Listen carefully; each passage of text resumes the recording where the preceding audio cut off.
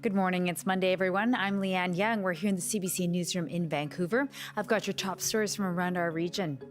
As of this morning, part of a major Vancouver route is closed to vehicle traffic. East Broadway between Main and Quebec Streets is blocked off for the next 4 months as part of the Broadway subway construction. The project is in its 6th year and is already 2 years behind schedule. Some businesses in the area say dealing with the construction has been frustrating.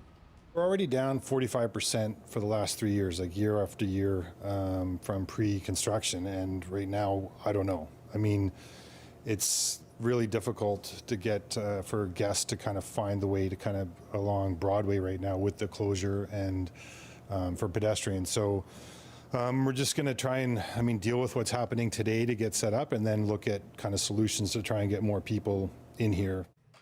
Sidewalks along the Broadway stretch will remain open while cars and buses are being detoured to East 8th Avenue. The neighborhood's Business Improvement Association is set to meet with the province tomorrow to discuss the project.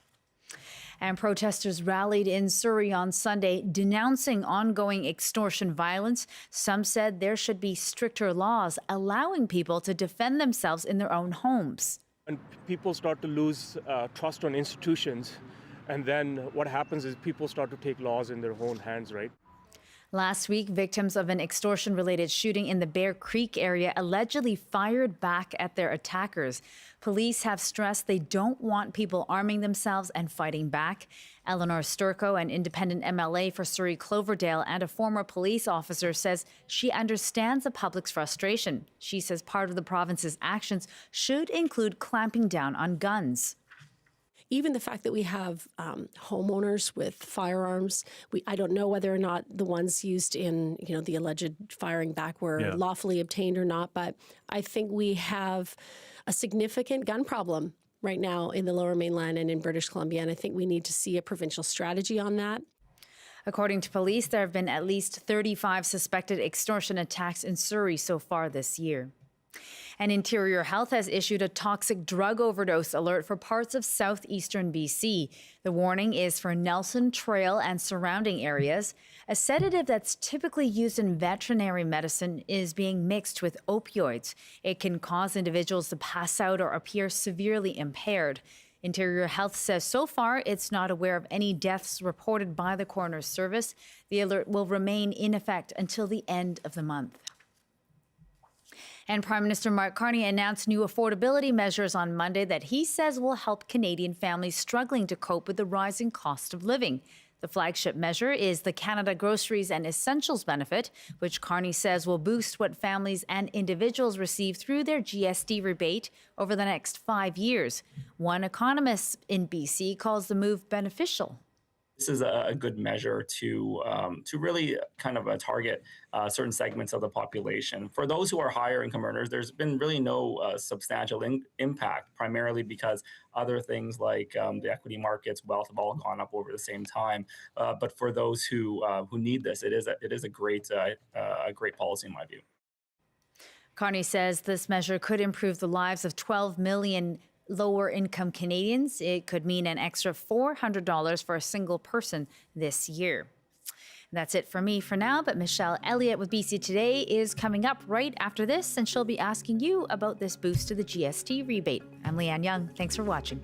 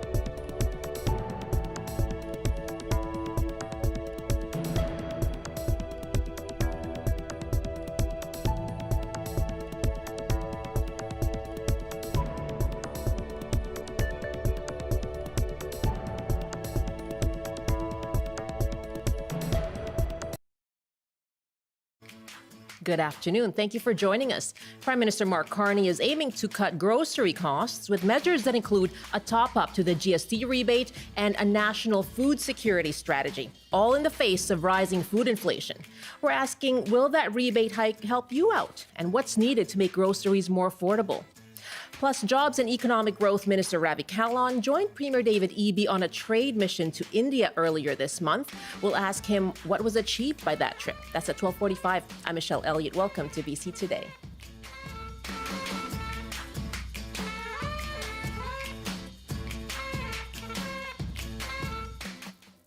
You can call us now on our top story. Will that 25% top up to the GST rebate plus a one-time payout this year, will it help you out? How have rising food prices affected you? And what's needed to make groceries more affordable?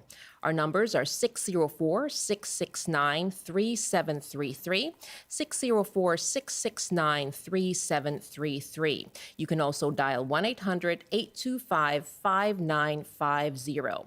Or just hit pound 690 on your cell phone. You can also email bctoday@cbc.ca. The Prime Minister spoke this morning in Ottawa, and he said the GST rebate helps low and modest income Canadians who are harder hit by higher grocery costs. The rise in food prices means that a lot of these Canadians need more support right now. So today we're announcing that our government is launching the new Canada's Groceries and Essentials benefit. This will deliver hundreds of dollars more into the bank accounts of more than 12 million Canadians. Starting this year, we're taking the existing GST credit amount and raising it by 25% for 5 years. And in addition, we're providing a one-time payment equivalent to 50% of the GST credit this year. So what does that mean? Well, right now, a family of 4 receives about $1,100 a year with the existing GST credit. With the new Canada Groceries and Essentials benefit, that same family will receive up to $1,890 this year and about $1,400 a year for each of the next 4 years. A single person receives about $540 a year with the existing credit. With the new benefit, that person will receive up to $950 this year and about $700 a year for the next 4 years. On average, these payments make up for the higher level of food prices since the pandemic. Okay, let's go through those numbers again. As you heard, Prime Minister Mark Carney said that this year, a family of 4 that currently would get a GST credit of $1,100 would get up to $1,890. And over the next 4 years, that same family would get up to $1,400 a year. An individual who gets right now about $540 would get up to $950 this year and about $700 over the next 4 years. Carney also announced a national food security strategy, and that includes money for greenhouses and abattoirs and also to help food banks. And we are taking your calls. Will this GST rebate hike help you out? And how have rising food prices affected you? What else is needed to make groceries more affordable? You can call us now, 1-800-825-5950, 604-669-3733, or email bctoday@cbc.ca. I have 2 guests joining me right now for this discussion. Stefania Pizzarani is Associate Director at the Food and Agriculture Institute at the University of the Fraser Valley, and Dan Huang Taylor is the Executive Director of Food Banks BC. Good afternoon to you both. Very good to have you on the show. Good afternoon. Thanks for having us on. Stefania, what do you make of this plan overall? Groceries and essentials is what the Prime Minister is framing it as. But what do you make in particular of that rebate, the hike, the top up in the rebate over the next few years? To me, any help is good help. I think what this really shows is that the government is seeing this as a crisis, and a crisis that is deserving of some emergency top-ups and rebates. So this, as you might have put it in some previous questions or some previous contexts, does it feel like a Band-Aid? Does it feel like just a quick fix solution to a major systemic problem. But I think ultimately what it's showing is a temporary relief while other solutions are being created. But what I do, again, really want to emphasize is that I think even at a government federal level, this is not going unnoticed. And the relief being directed at lower and modest income earners, again, is really targeting those most affected, most squeezed by these rising prices. And when it comes to that temporary relief, and we'll talk about broader measures that you feel are needed in a moment as well. But when it comes to several $100s this year and next year, a couple of $100s next year, for example, what difference will that really make? The Prime Minister said this makes up for that higher level of food prices since the pandemic. But how far, does this amount go? Yeah, it's not going to provide ultimate relief, but it will try to bridge the gap between current prices and then projected inflation-based prices for next year. There was estimates of 4 to 6% increases on prices for 2026.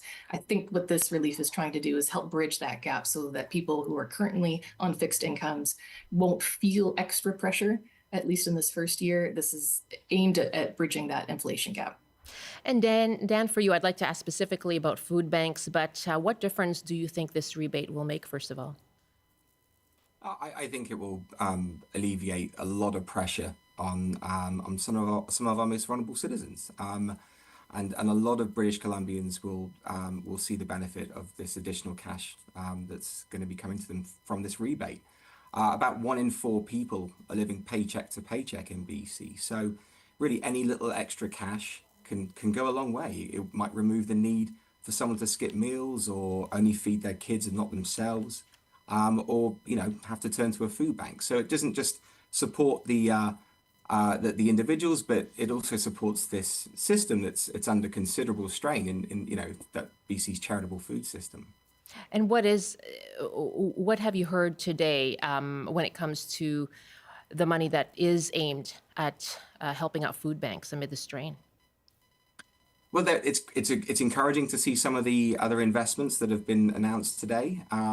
Certainly, the investment in the agri-food sector that's going to hopefully reduce some of the cost of production and getting good Canadian grown food into to Canadians, but also the investment in food banking through the infrastructure fund. This is a fund that has been instrumental in the past in really helping boost capacity of our charitable food system to receive and store and transport more food. So this further investment will have longer term benefits for our sector. $20 million in funding for that local food infrastructure fund. And do you see, Dan, you started off by saying this will ease pressure on those vulnerable citizens. Do you see perhaps a reduction in demand as a result of some of these other measures when it comes to food banks? That's the hope. It still remains to be seen. But as I said, so many people are on the brink. Poverty has just sucked in more and more people over the last, but particularly since the pandemic. Yeah. And we've been seeing that on the front lines of food banks. I mean, the increase in visits over the last 5 years has been about 80%. And now we're seeing, 1 in 4 people in BC's experiencing food insecurity. So it's not going to take much for people to be pushed towards the edge where they need to access the food bank. But, to bring them back with a bit of extra cash is surely going to ease some of the strain that we're seeing.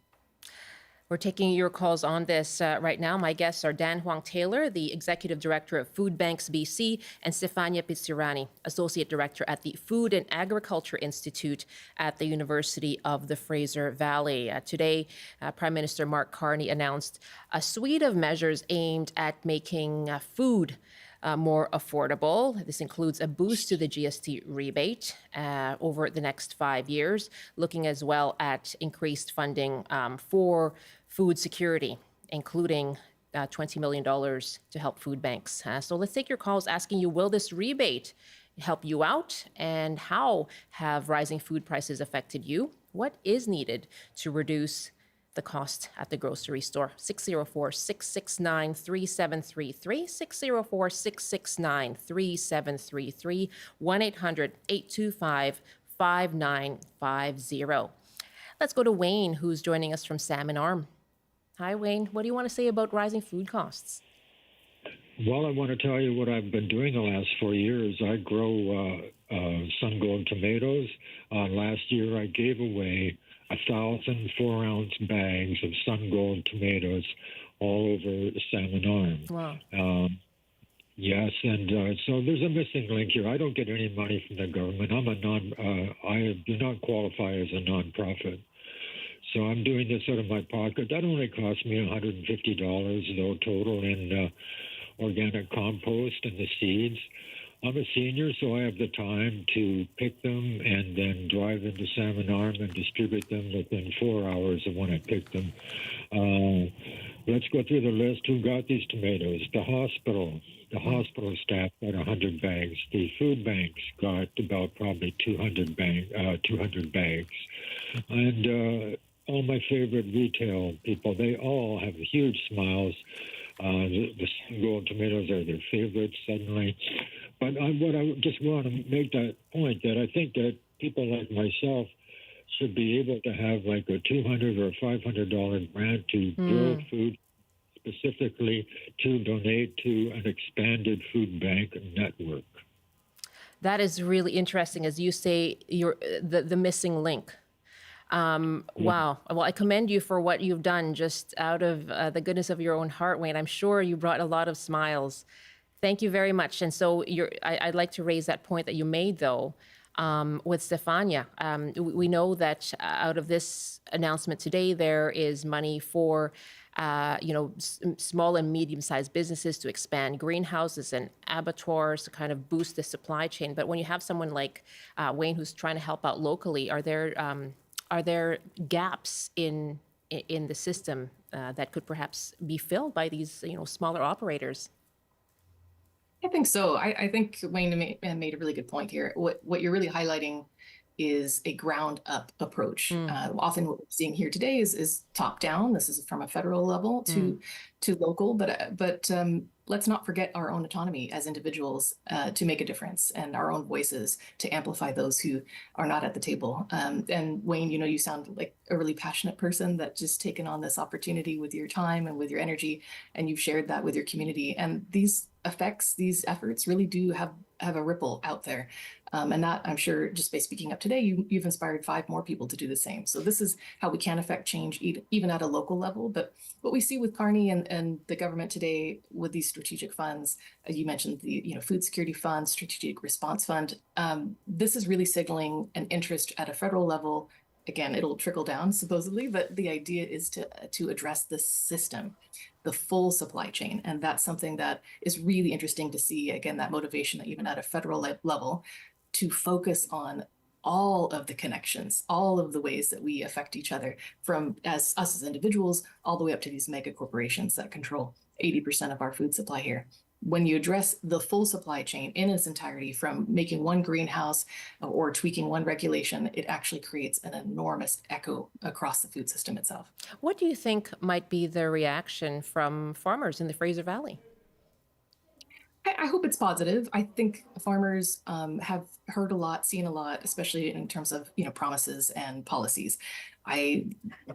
My guess, I don't want to speak for them, but my guess is that they are waiting for the evidence that it works, and that again, the funds and the impacts will benefit them, not add more to their workload or add more to their expectations. But in BC alone, we have a really interesting legacy. This 50-50 rule, I'm not sure if you've heard about it, but it really reduces the amount of processing, for example, that we're allowed to do on our agricultural land reserve. By removing that restriction, the 50-50 rule, which states 50% of, if you do want to do processing on your site, you have to have produce 50% at least of that product, meaning you can't collaborate with smaller producers to add processing and added value to your product. And that's one thing that we can really address here, BC, but also nationally. I see this in the policies, strategies announced today, this interesting effort to add processing to our sector. Instead of exporting and then importing finished goods, we are looking at creating those finished goods here in Canada instead of relying on trade and fragile agreements. So this is a really interesting push, especially at a time when we see that the pride of Canada made, Canada purchased products is at an all-time high. And just very quickly, if you're talking about an agricultural land reserve type policy, would that fall under the province then? It would fall under the province, but I think the province takes a lot of cues from the federal interest. Okay. And so yes, we do have autonomy, of course, at a provincial level, but good to have. this Just is wanted interesting energy from the federal government. just thank you for that. I just wanted to get that clarification. Let's take another call asking you if this top up to the GST rebate will help you out, and how have rising food prices affected you? What do you think is needed to reduce grocery costs? Our numbers again, 604-669-3733, 604-669-3733, 1-800-825-5950. Annette is calling us from 108 Mile Ranch. Hi, Annette. How have you been affected?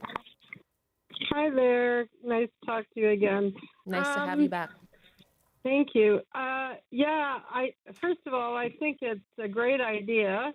I'm a bit concerned that they're saying it's only for 5 years, because what happens after 5 years? Mm-hmm. But, I grew up in a time where I was told that, the epitome of success was to, by the time you retire, your house is paid off. So I'm very fortunate that I, at 64 years old, have my house paid off. But it's not what I thought it would be. Like with the food prices, it's gotten so bad. I'm trying to budget myself for $130 a month for food, which is ridiculous.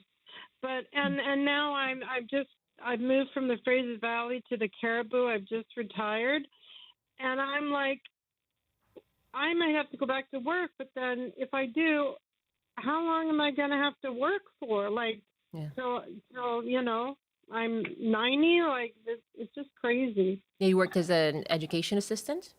Yes, I've done many jobs over my life, all in service with people, but Workers' Compensation Board, people with developmental disabilities, and lastly, yes, educational assistant.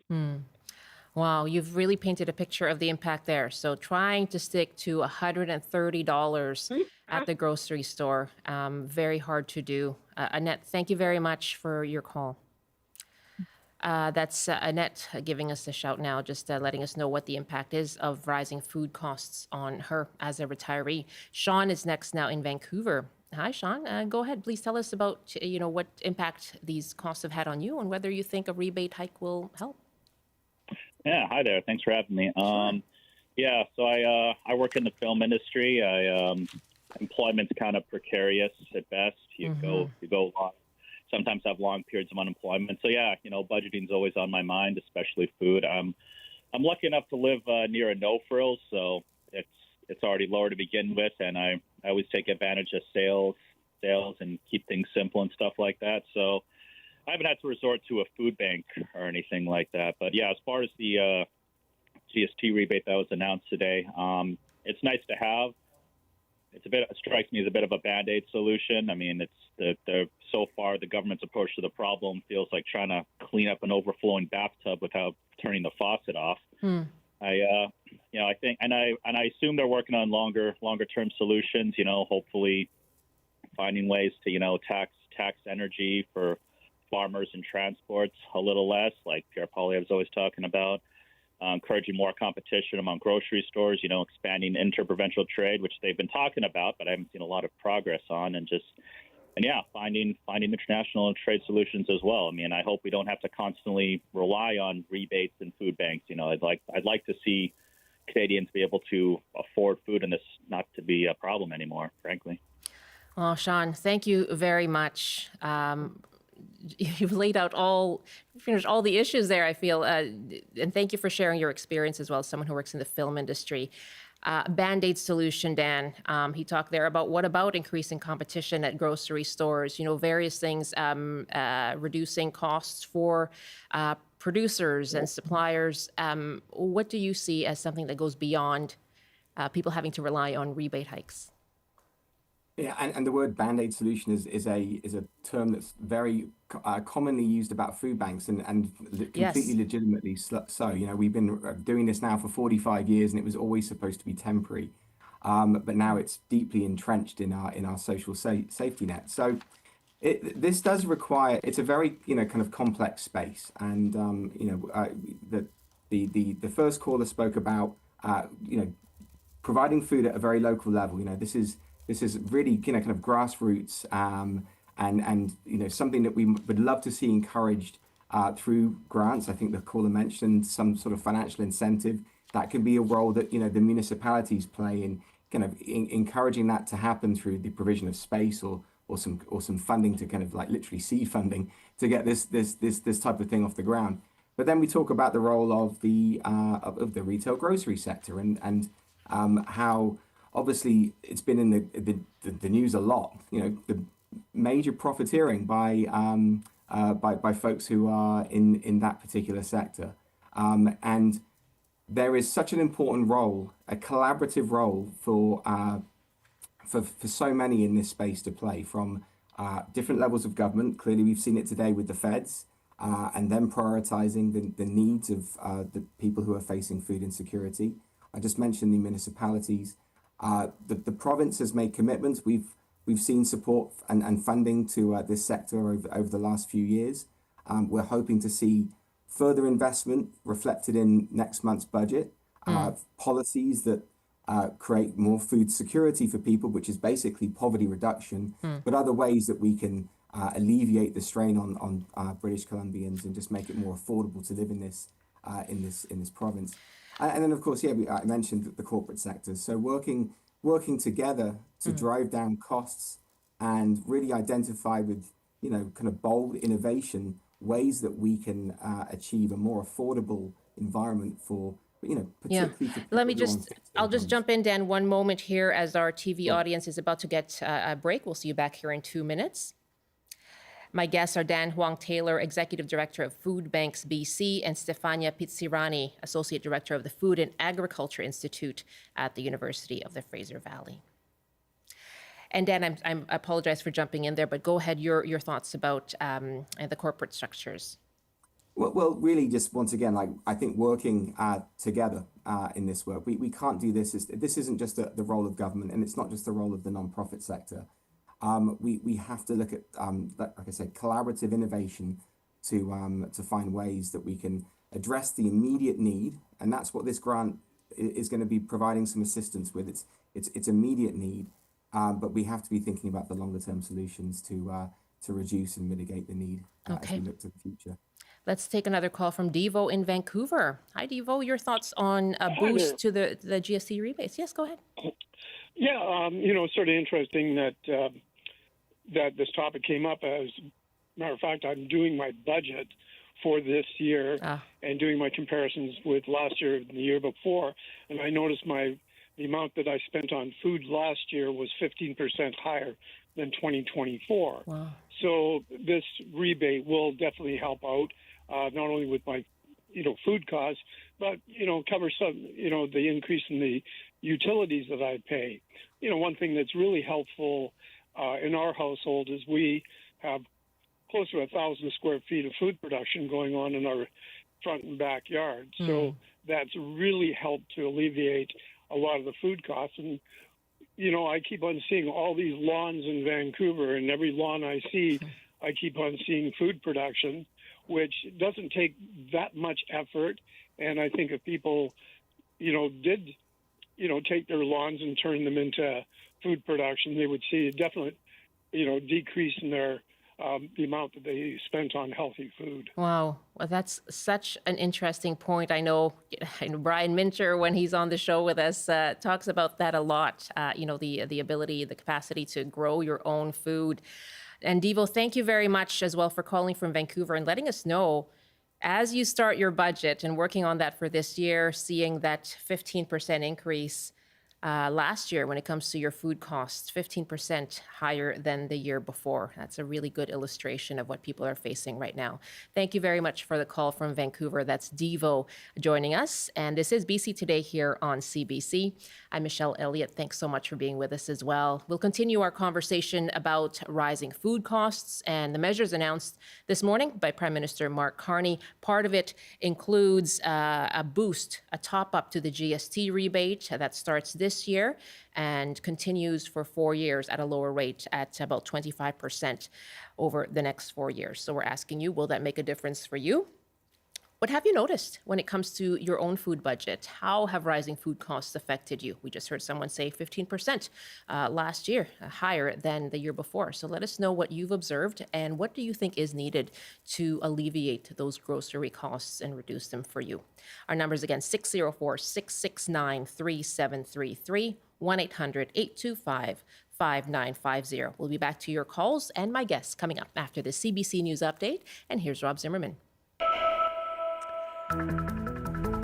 Good afternoon. An 18-year-old is dead after what police describe as a targeted assault involving two groups in Kelowna. The young man was injured after 8 o'clock Saturday night near Mission Creek Regional Park and later died in hospital. His name has not been released. Police have not said what may have led to the incident involving the two groups. Premier David Eby says last year saw record-setting growth in BC's mining industry. Meanwhile, Eby says several Indian companies expressed interest in the mining and energy sector during his recent trade mission to India. He says mining will be key to diversifying the economy as Canada looks to reduce reliance on the United States. And a one-block stretch of East Broadway here in Vancouver is now closed to vehicles for the next 4 months. It's due to construction work on the Broadway subway extension. Businesses in the area say the disruption could have a further impact on their operations. And now the forecast. Snowfall warnings are in place for northwestern sections of the province. On the north coast, periods of rain this afternoon with a high of 5. Highs around -9 with periods of light snow in the Peace. In the central interior, periods of snow with a high of -7. Highs to -6 and mainly cloudy in the Kootenays. In the southern interior, cloudy with a high of -1. And a bit of sunshine this afternoon in Greater Victoria, mainly cloudy in Metro Vancouver and the Fraser Valley with highs around 5. That's your CBC News Update from Vancouver. Rob, thank you very much. That's Rob Zimmerman in the CBC Vancouver newsroom. Welcome back. You're with BC Today here on CBC, both on Radio 1 as well as CBC Television, and you're catching us live streaming as well. Thanks so much for joining us. I'm Michelle Elliott. We've been asking you this hour if this newly announced GST rebate top-up will help you out, and how have rising food prices affected you? What is needed to make groceries more affordable? Our numbers again, 604-669-3733, 1-800-825-5950. Our email is bctoday@cbc.ca. And my guests for this hour have been Stefania Pizzirani at the University of the Fraser Valley and Dan Huang Taylor at Food Banks BC. And coming up in about 15 minutes from now, I just want to note as well, we'll be speaking with Jobs and Economic Growth Minister Ravi Kahlon about that recent trade mission to India and what has come out of that trip. We'll talk to him in about 15 minutes. Right now, still taking your calls on rising food costs, and Joan is up next in Salmon Arm. Hi, Joan. Welcome to the show. Oh, thanks very much for having me on. Yeah. I was inspired to call in because I heard Wayne, who's also from Salmon Arm, and I was really happy to hear what he was saying. Me personally, I'm able to grow food in my backyard, and I was raised at a time when I was taught to cook and be thrifty, so I'm personally not affected terribly by this, but I'm extremely concerned about my community. I've got adult children living in the city who really have to, struggle to buy food in the grocery stores. And I really think that food insecurity should be our number one priority. When I hear these statistics about 30% of children, 30% of food bank users are children, it just horrifies me. And I think obviously a lot of other people feel really passionately about this as well.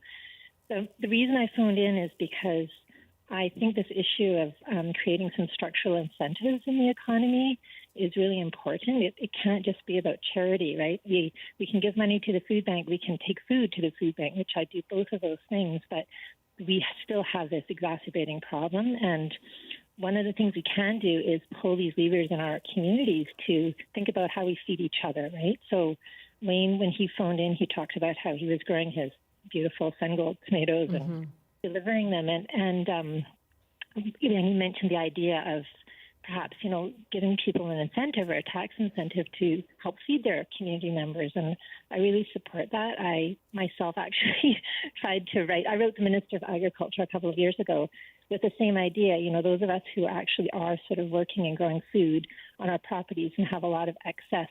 For example, I deliver boxes of tomatoes as well, and squash and apples off the tree and this type of stuff. And there's so much bounty of food. It's quite hard work. It's not a minor thing to grow food. And, we shouldn't just be relying on sort of people's goodwill or altruism. We should be supporting and encouraging more people to do that. And when I wrote the letter suggesting that, those people who are on, for example, we live on ALR land, and we can get a tax benefit by selling food or selling something we produce on our land, but we can't get a tax credit for donating food. So it disincentivizes us from taking that work and labor and contributing it back to the community. So, I wrote to the minister, and they responded and said they'd look into it. But when they spoke to the office of, I guess it's the assessment's office, they said, this is far too complicated. We can't deal with this. How do we regulate how much food people are donating? And I was frustrated because I thought this is a crisis. We need to be thinking about creative ways and pulling all the levers in our communities to think about how we're going to feed each other, right? So it's not just about my personal family. It's about, my concern for other people in the community as well. So I'd like to echo what Wayne had suggested, that we need to look at these sort of more structural incentives to encourage people to feed each other and not just look at these large-scale federal kind of programs where we're giving people money. It doesn't actually solve the underlying problem of food insecurity. So I think that's a very long-winded answer, but thank you. Like many people who phone in, are feeling pretty passionate about this issue. So, Joan, thank you so much. And you also echoed what Dan was saying a few minutes ago, right, about coordination among different sectors. So thank you very much. Really good to hear from you and your personal situation, and having written to the Ministry of Agriculture as well about those innovative solutions. Cole is next now in Vancouver. Hi, Cole. What are your thoughts on rising food costs? Hey, thanks for taking my call. I just wanted to say I identify sort of as like a pretty radical democratic socialist, and I think that food and housing should be like non-starters as far as like basic human rights go. And as far as the groceries go, I think immediately a cap on grocery price increases would be extremely beneficial. The three main grocery companies in Canada are raking in billions of dollars every year in profits. And I think that needs to be capped and taxed, and that money being redistributed. I can hear from all the callers that you've had so far that we as citizens are very interested in helping each other out and making sure that everyone has enough food to eat and has shelter over their head. And really, I feel like capitalism is kind of the cancer to our society right now. And if we were to adopt a new social norm of like socialism, it would solve like a lot of our problems. And I find it really frustrating that we keep having these conversations over and over again and nothing really changes. Cole, thank you very much for your call from Vancouver. Stefania, what about that? What is the role here when it comes to the grocery store industry? First, let me just say, I'm loving all of your callers here, and their insights are just incredible and very timely. We always appreciate our callers. Yes. Just impeccable, right? So they're all just absolutely fascinating points. And to your question though, with Cole's critique, I mean, you're not really wrong. It is a basic human right. And then when we start to monetize, and try to get profit out of human rights, that's when we see real suffering happen. And we see that with housing. And believe me, the housing crisis and the food crisis go absolutely hand in hand. Stagnant wages. There's no way people can keep up. So I think, these are all different crises, but they're all so connected. Further to my point previously of just how we can't just tweak this over here. We have to look at the system. But we have in Canada and many countries, but especially in Canada, the illusion of choice. We have 5 main companies controlling up to 80% of our food supply.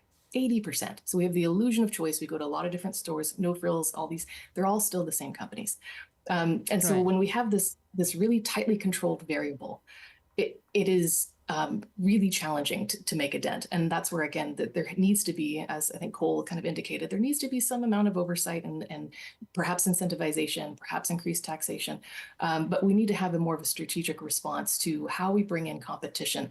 I mean, in Carney's Prime Minister Carney's announcement today, he did signal some increased collaboration with the Competition Bureau Canada. Yes. And that bureau in 2023 released a report aptly titled "Canada Needs More Grocery Competition." And so it's not a secret, and it's not sort of salacious. It's not gossip. This is really just evidence-based observations. And so, yeah, I think that when we start to build solutions, they need to be inclusive of how we bring in new, independent, international, or just other diversified ways of attaining food. And that speaks to, I think, like Joan's point very nicely as well, these other types of incentives, even as individuals, to how we participate in our food system, not just as consumers. Cole, thank you very much for your call. And our last caller on this today is Eric in Vancouver. Hi, Eric. Welcome to the show. What are your thoughts on rising food costs? Yeah, I'm wondering if I do have a story to share that I thought maybe your experts can weigh in on. So within the company that I work at, we're allowed to do a certain number of volunteer days throughout the year. And last year I was able to organize a volunteer day at the Greater Vancouver Food Bank. And prior to us starting our shift, we kind of had a walkthrough with the gentleman that was kind of leading the terminal site that it was located at a couple of years ago, I guess. And I asked him, I said, you know, this is a very benevolent thing that we're doing and that you're leading. Just kind of curious, like, do you do income checks to verify that the people do, in fact, need the money? He goes, well, no, we don't do income checks, but we do an intake questionnaire that kind of gives us an idea of, you know, if they really and truly are in need. And so I said, well, have you ever had to turn someone away? He goes, yeah, we actually did turn someone away. And I said, well, what was the circumstances? And he said, well, the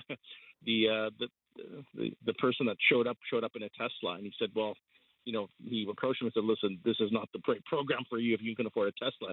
So I'm just wondering, like, I saw with my own eyes that there are people there that, you know, had, you know, better clothes than I had. I had some women that showed up in Louis Vuitton purses, and I don't want to make judgment calls, but I mean, what you see is what you get, right? So I'm just kind of curious, like, how does that all work out? Like, you know, if people are really and truly in need, then the food should go to them. But if people are trying to, you know, skirt the system, then that's not fair to everyone else that's trying to get by on their own means. So I'm wondering if someone can make a comment on that or provide some insight, please, and thank you. Thank you so much for the call, Eric in Vancouver. Yes, Dan, what are your thoughts about that and checks and balances when it comes to needs? Well, I can say that in the case of someone who's turning to a food bank, in the vast majority of cases, it's taken an awful lot for them to make that decision. There's a huge amount of stigma associated with going and asking for free food, but needing that kind of handout. And there is a very common misconception that there is a lot of people who are exploiting the system. And we've studied this at a national level, different parts of the country, and we found it's just not the case. There's a very, very, very small and insignificant number of folks who might not need that service, but they turn to it because they see, you know, there's an opportunity to take advantage of it. When we see certain cars, clothing, or other symbols of someone's affluence, there's no way of knowing what the story is behind that. Someone's borrowed a car, someone has, you know, fallen on extremely hard times, and it, you know, was at one point in their life able to afford something that they simply cannot now. So it's a very difficult one. We do grapple with this from time to time. We always seek to ensure that we create a welcoming, accessible space for people who need food banks, and asking questions about, well, how much money do you have, and really, do you need to be here? It can create a very needless barrier for people who deeply need the service. Thank you very much to both of you for joining us for this conversation. Clearly a lot of interest, and I'm sure we'll talk again. And as you mentioned earlier, the provincial budget day is coming up, and this will be one of the topics we'll discuss, I'm sure. Thanks so much to both of you for being here. Thank you. Bye. Stefania Pizzirani is the Associate Director at the Food and Agriculture Institute at the University of the Fraser Valley. Dan Huang Taylor is Executive Director of Food Banks BC. We have a lot of emails on this. And again, we've been covering the announcement this morning by the Prime Minister, announcing a suite of measures aimed at food affordability. And the most significant, or the highlight of their announcement, that they're saying this is the key announcement today, is this top up to the GST rebate, starting with this year, amounting to, there's a 25% top up that's going to go for 5 years, and then another one-time payment that amounts to 50% of the GST credit for this year as well. And so we've been asking you, will that make a difference for you? And how have you been affected by rising food costs? What is needed to address food prices? And Mary writes, the optics of tying the GST rebate to food prices is unfortunate in that it is income-based. Good, but the association with groceries is not so good in that any food that has GST added is most often not healthy, which is why it has GST added in the first place. So optically, it is fighting fire with fire and contradictory. That's Mary writing from Gibson's. And Carmen wrote us as well. I'm writing in response to ongoing reporting on food insecurity in BC, as well as the growing strain on food banks and recent announcements around the GST rebate. While rebates offer temporary relief, they do not function as a food security solution. In the U.S., the Supplemental Nutrition Assistance Program, or SNAP, works not because it is generous, but because it is predictable, targeted, and structural. Monthly income-tested food benefits allow households to purchase food with dignity at regular grocery stores, reduce reliance on food banks, and stabilize local food economies. Thank you very much for your emails. Our address again is bctoday@cbc.ca. We'll keep watching them for you.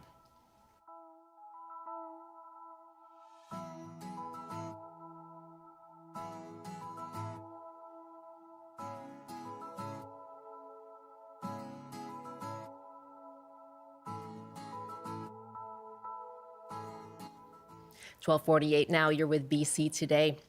Well, 2 weeks ago, BC Premier David Eby and Jobs and Economic Growth Minister Ravi Kahlon traveled to India on a 6-day trade mission. It was aimed at boosting demand and trade relations there. Well, to tell us about what that trip accomplished, I'm joined by Minister Ravi Kahlon. Good afternoon, Minister. Good afternoon, Michelle. Thank you for having me. Thank you for joining us and welcome home.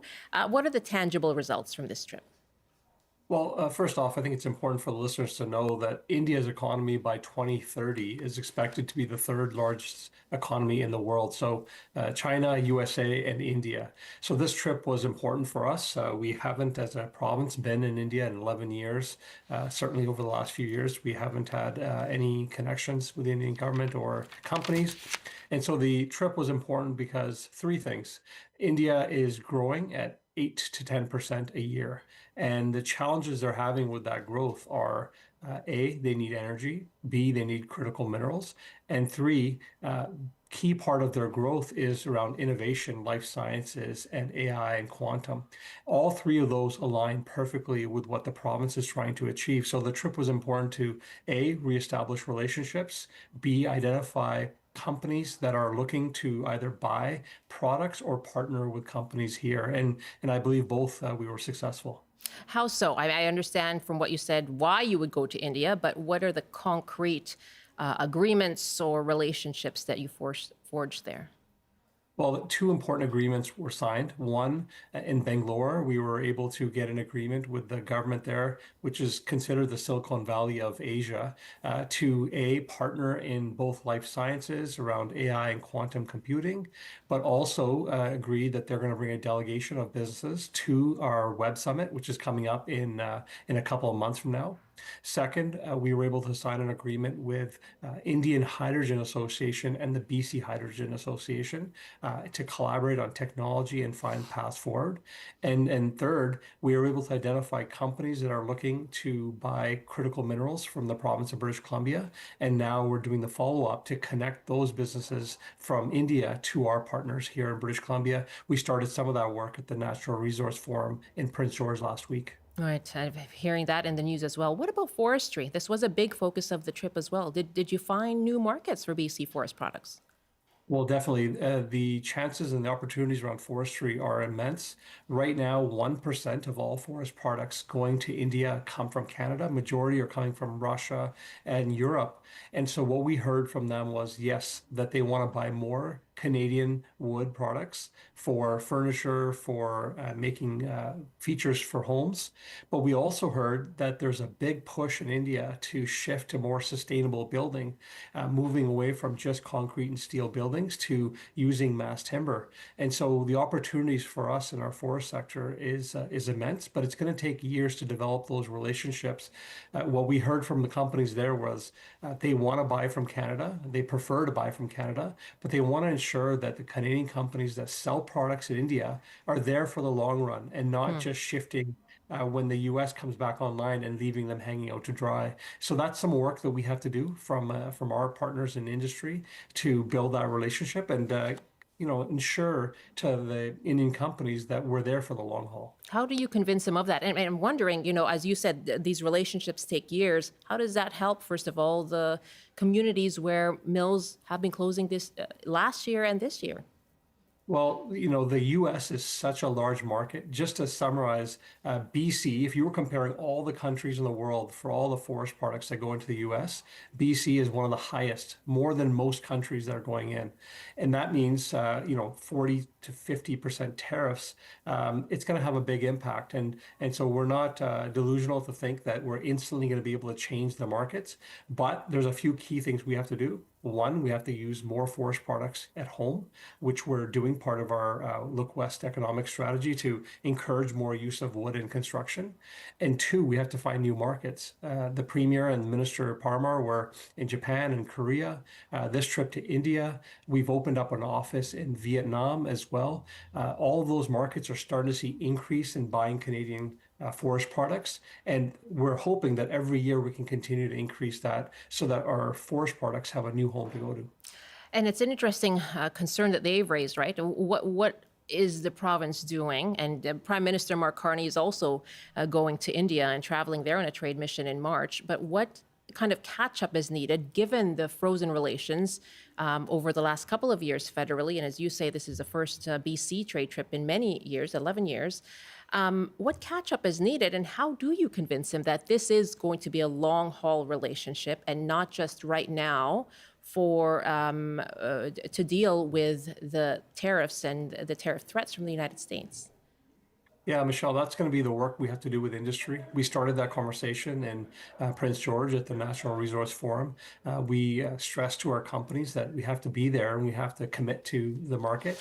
But what we heard in India wasn't that they needed a lot of convincing. All jurisdictions around the world, the number one thing that every jurisdiction is talking about is the tariffs that are coming from the U.S. and the global instability that everyone's dealing with. India has recognized that Canada is a reliable partner for them as they grow. So it didn't take actually a lot of convincing. We're hoping that when the Prime Minister is in India, that he's able to expand on our trade relationship with India to be able to have a trade agreement around forest products. We know the European Union is about to sign a deal with India. We expect that within a week. What we understand is that part of that means that tariffs will be completely removed from all forest products going from Europe into India. And so we're going to need that same here. Otherwise, it'll be very difficult for us to compete. There was criticism of this trip, especially in light of a spate of extortion, violence, and threats in BC. 30 already this year after 100, more than 100 last year. Did those concerns come up in these talks? Well, we certainly both were briefed by the highest intelligence officials within the federal government before we went, and by the federal government, that anything to do with India, central government, is something that the federal government will have to continue to work with their counterparts on. I understand they've made some progress, but that being said, our job as a subnational, as a province, is to work with other states, and that's what we've done. We leave it to the federal government to have those government-to-government conversations. But nothing in any of those briefings from high-level officials, it suggested to us that there was a direct connection around extortions and the Indian government. If that were the case, it would have been a different decision about the trip. But we were assured that the Indian government and our federal government have reestablished relationships and have come to better understandings. We continue to work on that understanding. If something changes, then of course we'll have to relook at it. And finally, speaking of government-to-government relations, the Prime Minister's speech in Davos drew widespread praise, but also looks like it has raised the ire of U.S. President Donald Trump, who made a new tariff threat on the weekend, who derided the Prime Minister, Mark Carney, and Canada on social media as well. How do you see that relationship moving forward then? And we are heading closer to needing to negotiate and renegotiate CUSMA. Well, the negotiations were going to be difficult no matter what.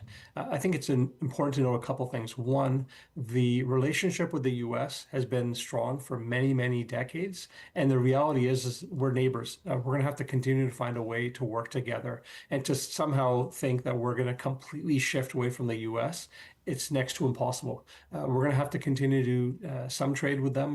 We have family connections, we have friends connections, and all those things will remain. But I think what struck me most from the Prime Minister's speech was, that we've already started to do the work he was talking about with our Look West strategy.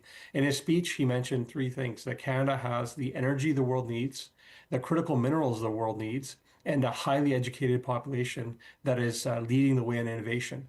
Well, he's talking about British Columbia. We have got all those three things, and we heard that clearly when we went to India.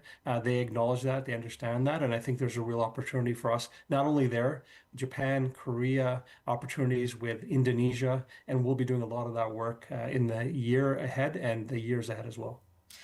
Minister Kahlon, good to speak with you today. Thank you very much for your time. Yeah, thank you for having me, Michelle. Stay safe. You too. Ravi Kahlon is BC's Jobs and Economic Growth Minister.